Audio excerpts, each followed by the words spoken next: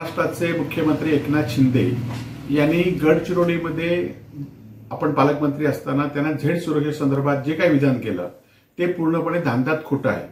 खरं तर याआधी सुद्धा अनेक मंत्री गडचिरोलीमध्ये पालकमंत्री होते आणि त्या मंत्र्यांना सुद्धा दहशतवादाचा धोका निश्चित असणार होता, तसंच तो शिंदेना सुद्धा असेलही।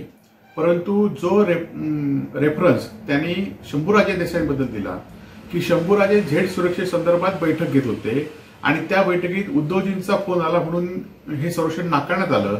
खरं तर मी पण या सरकारमध्ये आमदार म्हणून काम करत होतो। शंभूराजे गृहमंत्री आणि वित्त मंत्री होते।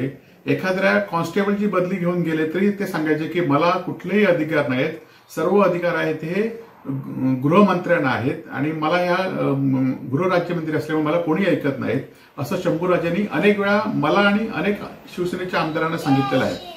आणि त्यामुळे अशा शंभूराजेंनी असं वक्तव्य करणं की झेड सिक्युरिटीची मीटिंग कधी घेतली हे शंभूराजेंनी जाहीर करावं।